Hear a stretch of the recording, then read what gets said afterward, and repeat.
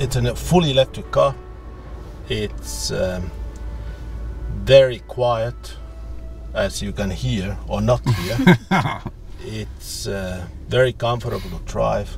It has a very good acceleration. It's actually a perfect city car.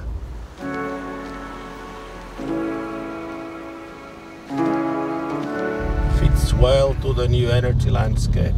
You know, it's a small contribution to making air in Berlin a bit cleaner. It's part of Vattenfall's drive to actually have a fully electric car fleet. It fits well to the Energiewende.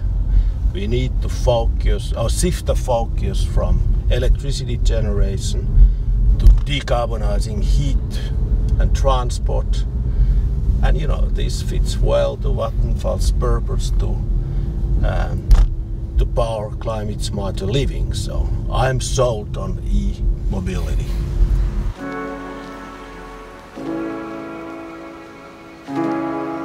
I think there are many different options. The problem is in the end probably what to choose from, but we're quite clear about that. We think we need a platform which connects all the different points and administers it and makes it very easy for the customers to use it to find their charging points. It's called InCharge, and that's something we're rolling out now in every country. And I think the platform thinking, I think, is a central part of being successful here. But we also work on big transportation electrification, like electrical buses. We have some tests in Sweden running right now with induction charging. And then also we're participating in an e-road where you actually pick up the electricity from the street with a big truck. So I think we don't know yet where this is going to go, but we are part of the development, and for sure it's going to be electrified. I'm absolutely convinced of that. But then how the system will look and what business opportunities in the end we will pursue, I think we will find along the way forward.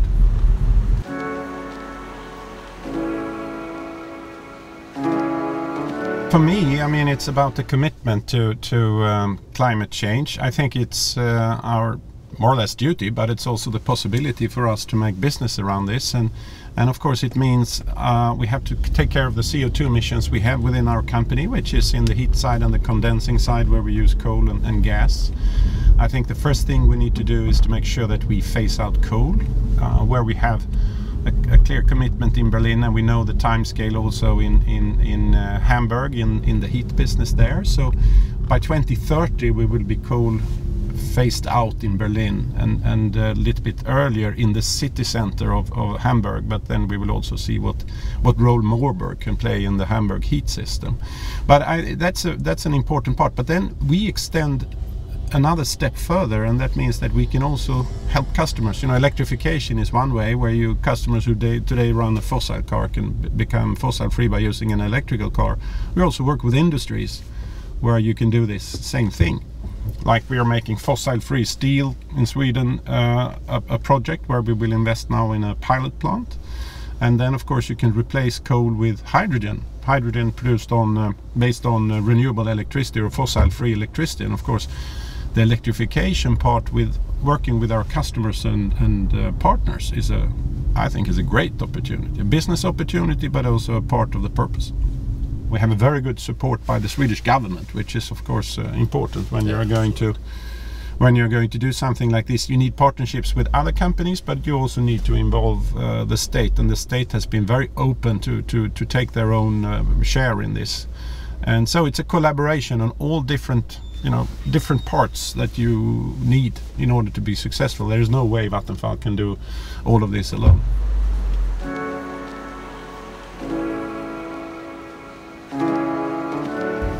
Well, wind power, we're talking about how we're going to replace the power production we have now, which is to a big extent, of course, fossil-based. And I think wind power has the potential there. We have already built a lot of wind power onshore. I think the next phase we will see where concentration will come is on offshore wind. And the costs for offshore wind have gone down quite significantly in the last few years, has made it a viable option as a big scale production possibility. So we will see decentralized production by solar panels at houses, but we will also see central production in big wind farms. And for us, it's been a very successful time so far. We have managed to get quite a few big projects. We have a good pipeline in front of us, and we have also taken part now in a subsidy-free development of wind power offshore. So I think we're on the forefront there, and that's something that we should pursue. And for Vattenfall to continues to be a generator of electricity is something that I see as a base strategy for us.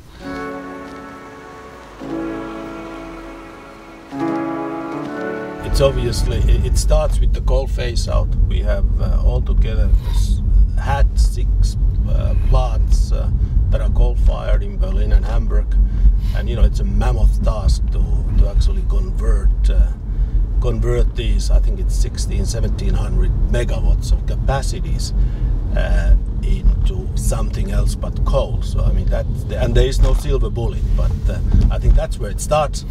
And you will see us investing in power-to-heat facilities. You will see us taking advantage of other renewable energy sources.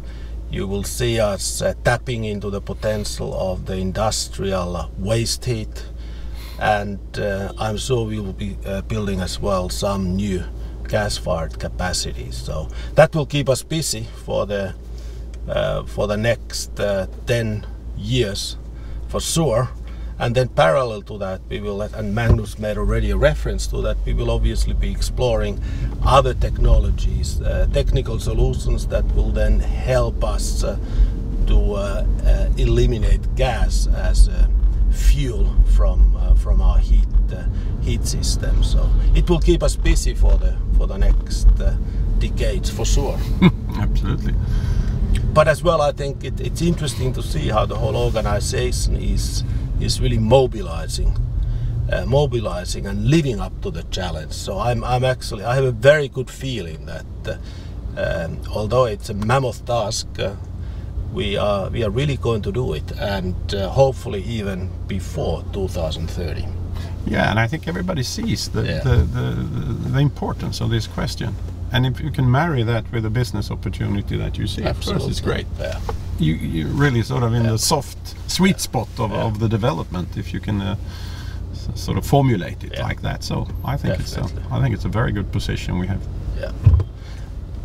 And of course, I mean, we already closed down the Klingenberg Lignite-fired unit last year. Yeah.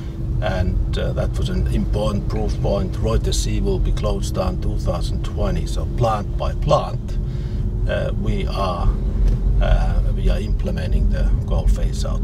But it's a big change, as you say. Absolutely. Yeah. But I guess that, and we are in the forefront. We are the first heat provider, district heating company that has so proactively communicated the climate vision. So I think that's again something to be proud of. But of course now we need to deliver. We have created expectations as well. We need to make sure that we can always deliver proof points that we are true to the purpose. Absolutely. Right? That's going to be very important. Yeah. But that, if you're committed, it's not going to be that difficult to find them. So I think we're good. We are on the right track. Yeah. Definitely. Yeah.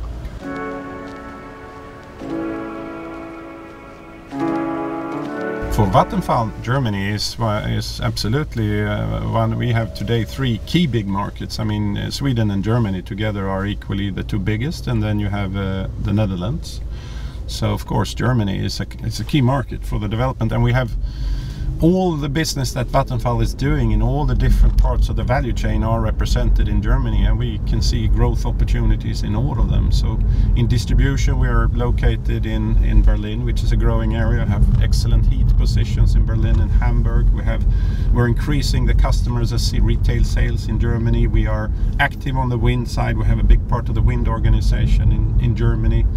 Our market operation, as you know now, the trading and market access operation is concentrated to Hamburg, and we have pump storage. We should not forget that also on the generation side, which is, I mean, people talk about batteries, but they don't know what, if you forget to talk about them pump storage, because that's a huge battery. And we are the biggest operator of these big batteries in Germany. And we know that for the future, the storage part and balancing, helping the network to be stable, pump storage is really important. So I'm very happy for the position we have in Germany and that we can develop lots of different things.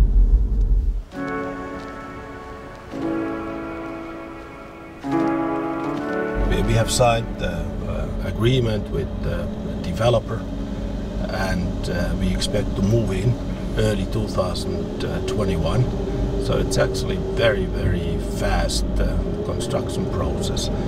And I think it's an opportunity for us to consolidate all our activities on one modern new office that really then as well conveys a proof point when it comes to power, climate smarter living, and it's a good opportunity for us as well. Our commitment to Berlin and Germany. That's very important. We want to stay here, and I guess it will play an important role as well when it comes to the culture change that we want to realize, because that will enable us to have a modern, open office environment where we can then really implement new ways of working.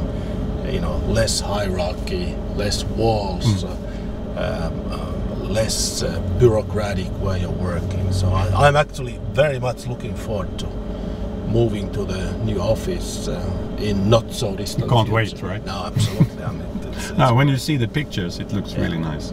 Yeah, absolutely.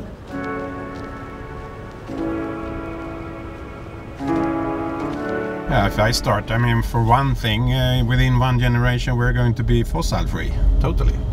So that's a clear difference. But I think we're going to operate a lot of different technologies. It's going to be very different in the sense that things are going to be what we call digitalized. It means automated in a totally different fashion than today. And I think the people who we have in our company, they will be working more with sort of developing things and controlling what's happening. But the actual part of the labor that we're doing today, I think, will be less because things will be automated. But we will have much more customers, the retail business. We are much more of a service company, because one of the big developments that we have is, of course, the coming closer to customers and actually working with customers. And I think that we need to be more agile. We have said that, and we will be much more agile, because that's the way you have to sort of win the customer every day, show the customer that you are part of solving his or her problems. And so I think it's a very interesting, motivating environment that we're moving to.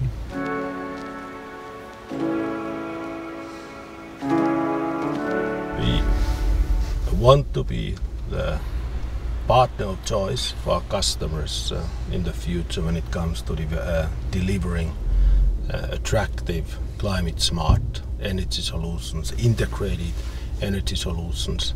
And I think we are well underway to actually achieving that status. I think, but we need to now prove to our customers that we really mean it when it comes to delivering on our purpose, power, climate smarter living.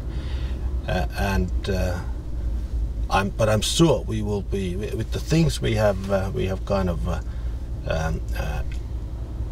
working on, we will be able to do that. If I think about the heat business, we are saying that we will decarbonize heat, we will digitalize heat, we will offer much more decentral solutions, and we will have a diverse team that delivers on this. And I think this is something we could really inspire customers with, and we will reach the status of preferred partner by our customers. Interesting, exciting journey ahead of us.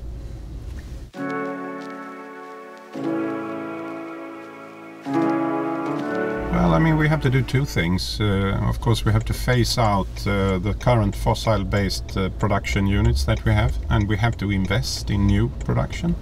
I think there is a significant challenge in changing this, because there is also a big social issue when it comes to taking coal, mainly coal, out of operation. I think that's something that needs to be addressed. But on the other hand, of course, we need to get a lot of capital in order to invest into the new power plants. Another challenge is, of course, that you are going to integrate a much bigger part of renewables, which are not there exactly when you need it. They are producing when the sun is shining and when the wind is there. So you need to capture that, and then you need storage. So one of the big issues that we have now to solve is, of course, how do we store that? How do we store it short term? I think is probably easier. The bigger question is, how do we store it long term? And then you need to come into technologies like power to gas, or you know, if you take the Swedish hydropower, is of course excellent for long-term storage. Yeah. But so I see, I mean, there are lots of challenges, and also for our company now to turn much more of a service company and installation, working with new things that we haven't worked as much as before, I think is quite a considerable challenge. We have now put new business units in these areas, and we don't, for a lot of them, we don't know exactly all the business models that we're going to have. But on the other hand, I think all these are positive challenges. So it means that there is sort of a very interesting development that we have to handle.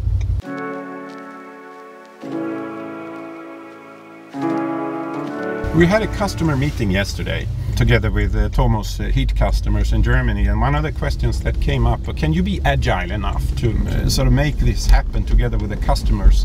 And I think it was roughly 50-50 in the voting there. That some half customers felt that we can do it, that Vattenfall can do it, and the other half felt that no, I'm not sure.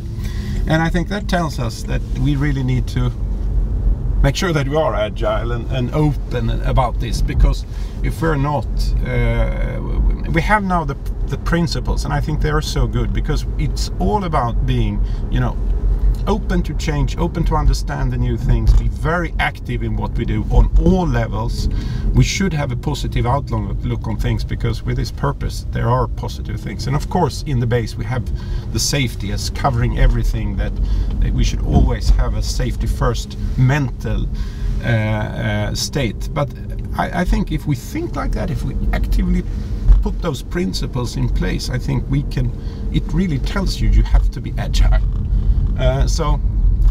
And of course you can't convince people by words, you have to convince them by actions and proof points. So that's why in our communication it's going to be so important that we can have those proof points of what we're actually doing, living up to the purpose. Or, yeah, that's what I think. Yeah, I think perhaps building on that, I mean, I fully agree with all of that. Building on that, I think we need to learn to think small. That's also accept that the new business models, they are granular, and we need to learn through trial and error. And then I think very important part is as well being able to scale up these new business models. So I mean, learn to think small, but then I think part of that is then as well really being agile. Yeah. And but I think we are well underway. I think we have a lot of very talented people, and what I see is that everybody is really living up to the challenge, not only when it comes to decarbonization, but as well when it comes to developing these new business models. So I think we are, from my point of view, well underway.